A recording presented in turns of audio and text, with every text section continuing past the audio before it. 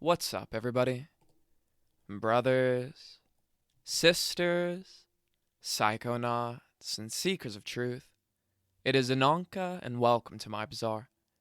Today, I have a 4-ACO MET slash nitrous oxide trip report for you. The title of this trip report is Finding the Light and the Love, and was submitted to Erowid in 2015 by the user Flow Gnome. With all that being said, let our story begin. Where to begin with this one?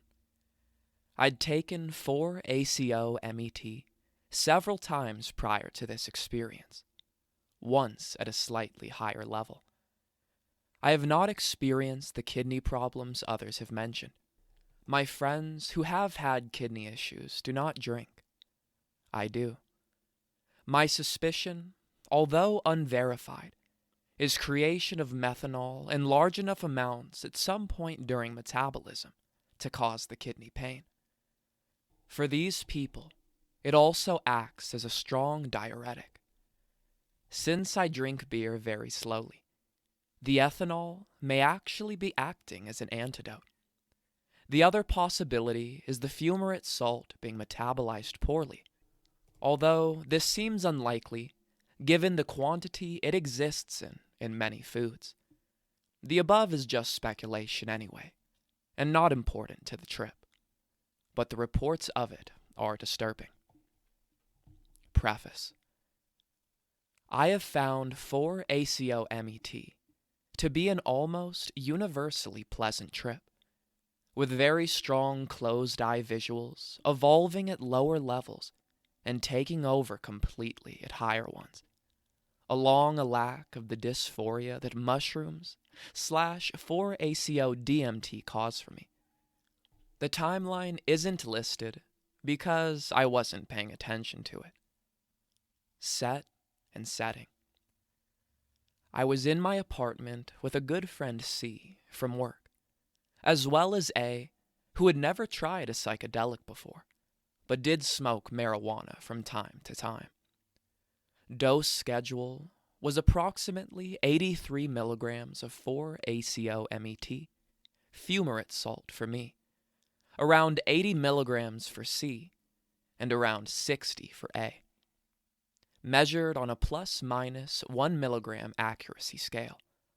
Although 60 seems high for something this strong, A also weighs over 300 pounds, and we were concerned that there may be weight dependence in the dose.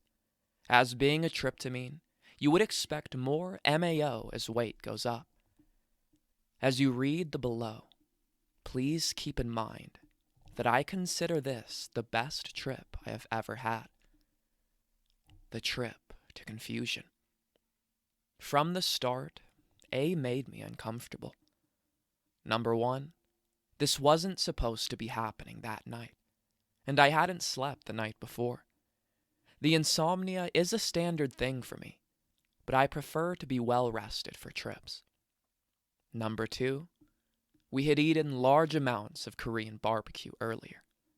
And number three, it was already probably too late in the night. We decided to put on a riff tracks of one of the old Star Trek movies. A was calling out everything that was going to happen 5 minutes ahead of time, which was particularly annoying me. I was also being constantly asked odd questions, and for a blanket. The apartment was about 70 degrees, which I unfortunately couldn't provide because it was in the wash. At some point I entered that downward thought spiral that most who have tripped have entered before, and became confused. I realized that I had been working in a job I find not only painful in the mental sense, but immoral. I remembered all the lies I'd been told about a promotion. I used to make stained glass windows, and other than the boss, I loved it. To create an object of beauty is a good task, and doesn't make my brain hurt. I finally couldn't take the movie anymore, and things started getting weird. A kept demanding a blanket I didn't have, and eventually said he was leaving. That's when I sort of lost it. It's an unspoken rule that the trippers are in for the long haul, and he was planning on driving to his hotel. I'm strongly against driving on anything except prescriptions and marijuana, let alone something Alice in Wonderland level. I don't drive myself, but marijuana for a heavy smoker should not prevent problems on the road. I began to sob uncontrollably and told both there that the last thing I ever wanted to do with my life was software engineering. During the time I took the job, I was suicidal over having to put my cat to sleep, and they were offering me more money than I was used to. I went into deep thought cycles. Should I quit the job now and move to a cheap apartment? No, that doesn't end anywhere good. A was trying to convince me that I was an important member of the company the entire time, and that I could be creative there. But that was an easily ignorable myth. I hadn't programmed anything that ended up in product in a year, partially because of sudden time rushes, and partially because there's a sort of Catholic nepotism at our job, and you can't be a manager without the church. C was quiet during this time, because he had been through this sort of trip before, and knew I needed to work it out myself. I was focused on an old feastware glazed ashtray in the middle of the room, and started to realize my body parts were melting into everything. My arm was the carpet, or the arm of the chair I was in. It was a level of ego loss I'd only thought I'd experienced before. The negativity spiral continued for a while, until I could talk without crying. A was a little floating spaceship head at that point, and pincher arms growing from his ears. Seeing that I was calmed down, he eventually left, and despite multiple promises not to drive, he took his car to the hotel with him. That alone took him off of my list of people who were allowed to do substances of any sort with me. At the time, it was that he drove. Later, he wouldn't answer messages, worrying us further, and I finally realized it was the lie that did it. C stayed around a bit longer and had his own interesting experience. While standing up talking to me, he said his body broke into pixels, moved 1 inch on the x-axis, and rotated 90 degrees on the time axis, then reassembled itself within almost no time. He could feel each pixel as they moved. I have found that 4-ACO-MET can cause weird shifts like this, and is more likely to cause synesthesia for me than any other substance. From pleasure, from sound, to watching waves form in the carpet from talking, to severe pain. C eventually went home and went to bed, although reported having horrible flashes of being thrown through a wood chipper. Adventures in hell. This is strongly related to other difficult experiences I've posted on here, so it may or may not be worth reading those. None of the others were so direct. After C left, I decided to do some nitrous. I can't say why, other than that it was around. The following descriptions were visual and tactical. Canister 1. I ended up in a hellscape, laughing at someone's misfortune. I turned around just in time to see that it was me, with a large sword, and had my upper torso cut in half at an angle. I could feel the pain from this. This repeated for a small infinity, another me behind the other slicing them in half. Always laughing, always turning my head at the last minute. Canister 2, back in the hellscape. I wasn't laughing anymore, and I knew to turn around to find me holding a high-powered laser, burning my eyes out. Then, unable to see, I would be cut in half again. Canister 3. This seemed to last longer.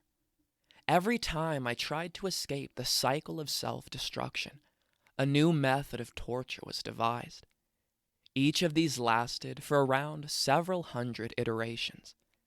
I knew the pain was coming from my head. Canister 4. This time, I tried to knock myself out with the nitrous. I had actually managed to hold my breath long enough to pass out from it. But I said aloud, "Wake up." The love and the light. Canister 5. I realized that the only way to escape this hell was to love myself enough that I wouldn't harm the other me. At this point, a bright light opened above me, and I was able to approach it via sort of translating there. I understood this to be the light of God. I saw the connection between all living beings that was love, and that this love was in all of us. All of the hell had been in my mind. There was no communication this time, but at that moment, I received an understanding that there was no harm to be had from this light and love. And that was what I should be doing all along, that so many problems would fall away. Once recognized, I can always return to the connection. Canister 6. I needed confirmation that this wasn't just another spiral. This time, I ended up in a huge, beautiful space with the light above me. I saw 5 chalices, each representing a religion that was becoming problematic. The white light of love was being filtered as if by a prism into each chalice, and flowing over and being wasted. Hebrew characters appeared on each chalice, and I was given a non-verbal message that the religions needed to make peace and see the true light and not their chosen color before the world could progress much further. Without being able to read Hebrew, I guessed that the religions were Christianity, Islam, Catholicism, LDS, and another I couldn't name. At that point, the light tasked me with trying to tell them about this experience, which I am still meditating on how to do properly. LDS and the less crazy sects of Islam would probably be most accepting of the vision, as they have not discounted the modern prophet. And LDS are in most ways a peaceful church already. Their problem was presented as minor.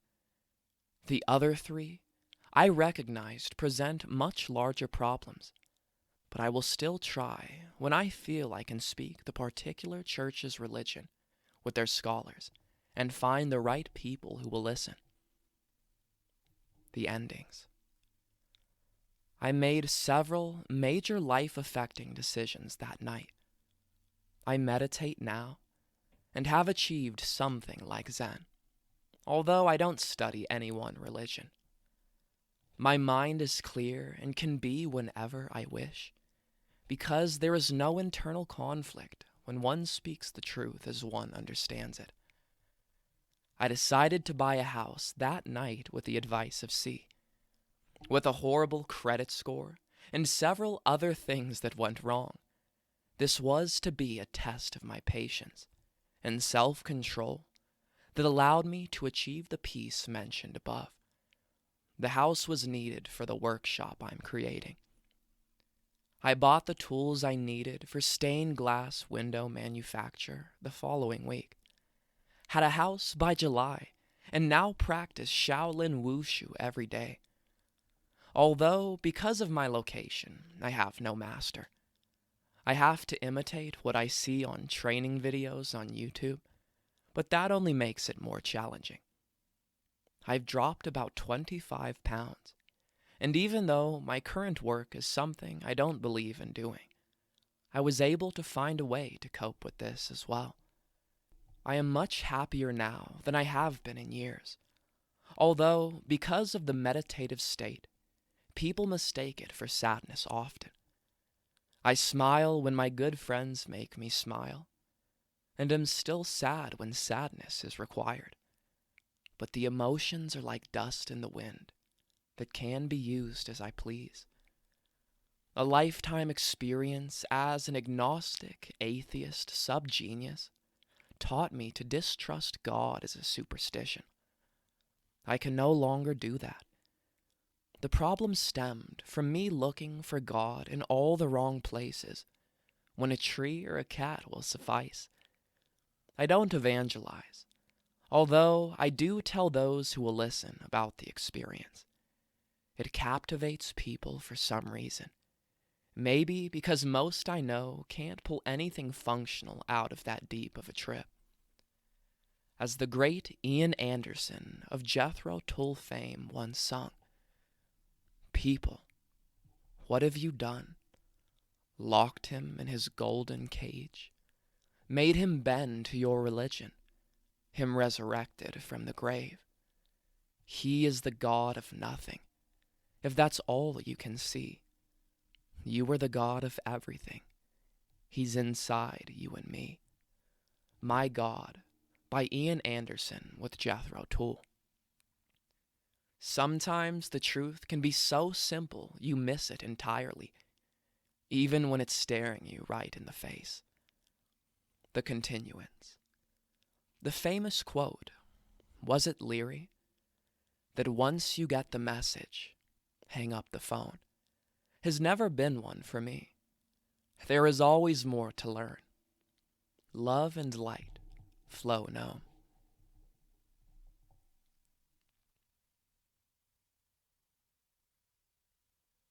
All right, everyone.